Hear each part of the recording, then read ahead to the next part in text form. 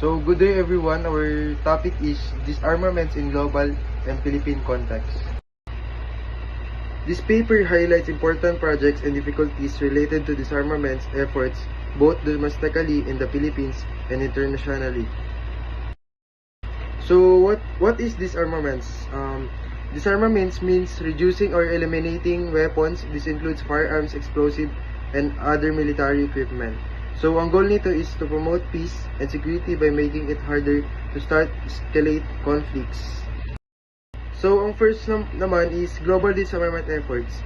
So, many mga international organization is nagkasunduan pa to aim na ma-reduce yung mga weapons production, trade, and use worldwide.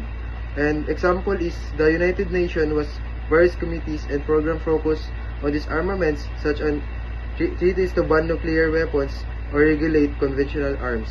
So ang goal nito is to reduce weapons production, trade, and use worldwide through international cooperation and treaties. So ang pangalawa naman is Philippine disarmament efforts. The Philippines actively participate in disarmament programs focusing on reduce the spread of small arms, light weapons, and landmines. For example, the Philippines supports initiatives to collect and destroy illegal firearms and works to clear landmines in conflicts areas. And ang goal naman ito is to reduce the spread of small arms, light weapons, and landmines, supporting initiatives to conflict, destroy illegal firearms, and clear landmines in conflicts area. So that's all. Here are the 3 challenges to disarmament. First is the national security concerns. If nations believe their security is at danger, they may be reluctant to disarm because they believe weapons protect their security from the stronger enemies. Like for example, the North Korea.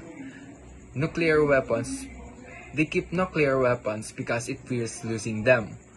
And it will leave the country vulnerable to the US and South Korea. Next is the economic interests. Because of its financial clout, the armaments industry may impede disarmament initiatives. This means countries or companies that earn huge profit from making and selling weapons often oppose disarmament because it will reduce their income and hurt their business. Like for example, the US arms maker like Lockheed Martin and Raytheon resist their disarmament because it will reduce their profit. Because disarmament means less demand for weapon, which leads to lower sales and profit loss for arms companies. Next is verification problems. It might be challenging to guarantee adherence to disarmament accords. This means it's hard to make sure all countries follow the rules. In disarmament agreement, since some might hide weapons or cheat to protect their own interests. Like for example, the Iran's nuclear program. International inspectors face difficulty of confirming if Iran is fully following agreements since some nuclear activities can be hidden or done secretly.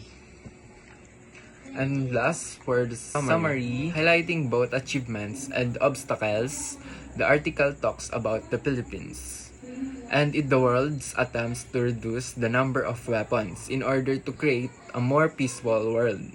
It highlights the necessity of ongoing collaboration. That's all. Thank you.